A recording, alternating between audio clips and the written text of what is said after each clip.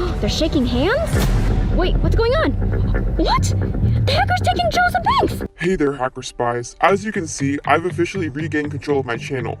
Thanks to you all for helping me get rid of that plague agent by typing in red fly and helping me figure out what spy gadgets to use. Anyway, let's jump into today's topics. First, let's talk about Joseph Banks and his involvement with Chad Wildclay, V. Quaint, and Daniel. I've received some unusual evidence from fellow PZ members who are searching for this mysterious scientist that prove he may not be who you think he is. At the end of this video, I'll show you some ninja skills that I had to learn after my safe house was taken over, just in case the plague or anyone else wants to come barge in on my channel. But as always, before we proceed, like this video in the next 5 seconds to pledge your allegiance to Project Zorgo. If you do not like this video, you may become a target. This information is for Project Zorgo fans and members only. Welcome to Project Zorgo Leaks. If you've seen Chad Wildclay, V. Quaint, and Daniel's recent videos, you know that they are still without their safe house and their Tesla. However, they have recently received help in the form of a mysterious man named Joseph Banks. In their most recent videos, it's obvious that Chad and V are beginning to suspect that Joseph Banks is actually working with Project Zorgo, which means that the YouTubers have fallen into Project Zorgo's trap. Project Zorgo and Joseph Banks have a complicated relationship, but all the evidence I received shows that he is not actually working with PZ, and that this is just another trap set by Project Zorgo members to keep YouTubers at bay. Some of you are probably wondering though, what could Project Zorgo possibly want from an old guy like Joseph Banks? In fact, many of you mentioned that this guy is so old he should have died back in the year 1820, and if that's the case, how is it possible he's around to help Chad, V, and Daniel now, in 2019? Well, I sat down with a PZ member to ask him about this, and try to get more intel into why Project Zorgo is so obsessed with Joseph Banks, besides the fact that he's trying to help the YouTubers. If you saw the PZ leader's most recent transmission, you know that Project Zorgo's current plan is to brainwash Joseph Banks into joining PZ, so he'll stop helping Chad, V, and Daniel. But this isn't the only time that Project Zorgo had a connection to the mysterious scientist. You may remember him from last year, when Chad was tricked into stealing the B235 mixture and was almost arrested because of it. Project Zorgo also adapted this mixture to be used as a brainwashing serum to bring Daniel back to our side. My connection told me that the reason why Project Zorgo has kept such a close eye on Joseph Banks is because he's way more powerful than he appears. He wouldn't go into much detail, but he hinted that a lot of what we think about Joseph Banks could be totally wrong.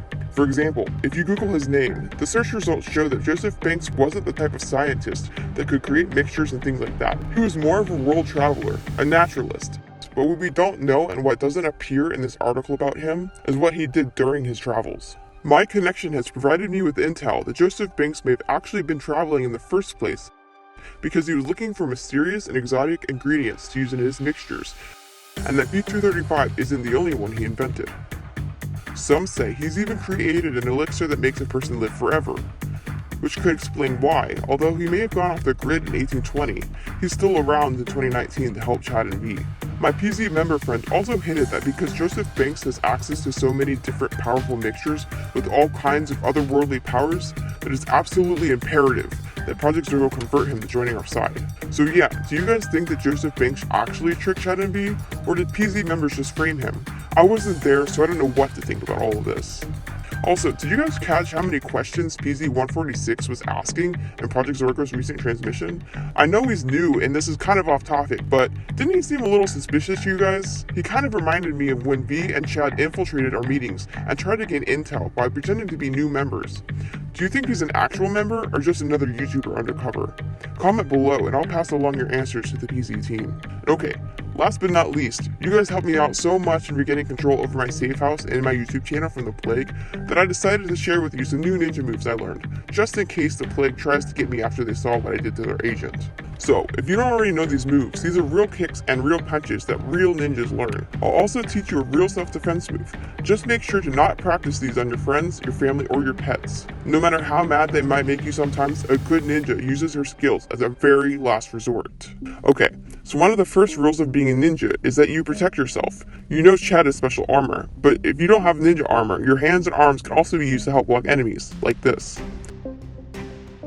This is called a fighting stance. This helps protect you if an enemy is going towards your face. And this one helps you protect your stomach. Let's start out with a roundhouse kick. This is a good kick to reach really high targets. You're going to want to bring your knee up, point your toes like this, bring your arms in, and then aim for as high as you can, like this.